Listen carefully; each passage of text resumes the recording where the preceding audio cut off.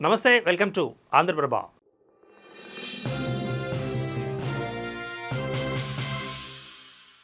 తెలంగాణ రాష్ట్రంలో పార్టీలు మారిన ఎమ్మెల్యేలకు సంబంధించిన అనర్హత పిటిషన్పై సుప్రీంకోర్టులో విచారణ జరిగింది. ఈ సందర్భంగా ఉన్నత న్యాయస్థానం పలు కీలక వ్యాఖ్యలు చేసింది.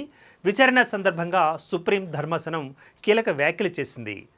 గతంలో ఫిరాయింపుల వ్యవహారాలలో 3-5 రాజ్యాంగ ధర్మాసనాలు తగిన సమయం అని చెప్పలేదని, అలాంటప్పుడు వాటిని కాదని తామెలా వెళ్ళగలమని సుప్రీం ప్రశ్నించింది. ఉన్నత ధర్మాసనాల తీర్పులను తిరిగి ఎలా రాయగలం అంటూ జస్టిస్ బిఆర్ గవాయ్ ధర్మాసనం పిటిషనర్ల తరపు న్యాయవాదులను ప్రశ్నించింది. పార్టీ మారిన ఎమ్మెల్యేలకు సంబంధించి అనర్హత పిటిషన్లపై సుప్రీంకోర్టులో విచారణ జరిగింది. జస్టిస్ బిఆర్ గవాయ్ ధర్మాసనం ఈ పిటిషన్ను విచారణ చేపట్టింది.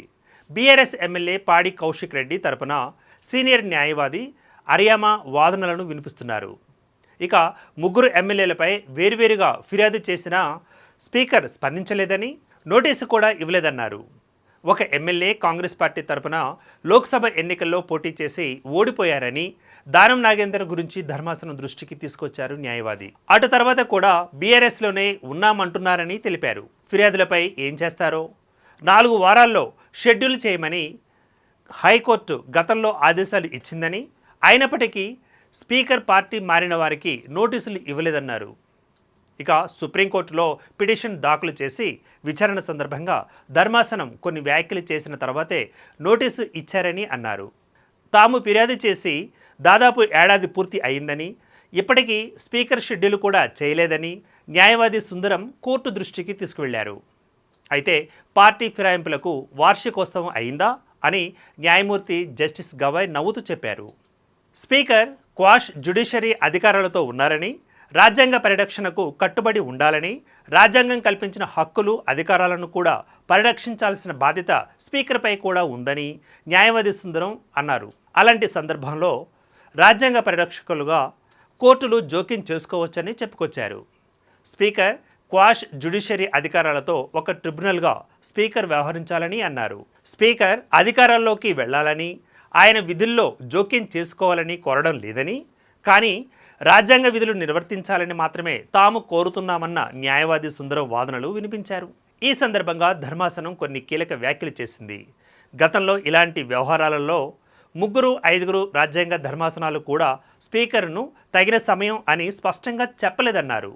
అలాంటప్పుడు తాము వాటిని కాదని ఎలా ముందుకు వెళ్ళగలమని, ఉన్నత ధర్మాసనాల తీర్పులను తిరిగి రాయలేం కదా అంటూ జస్టిస్ గవాయ్ ధర్మాసనం అభిప్రాయం వ్యక్తం చేసింది.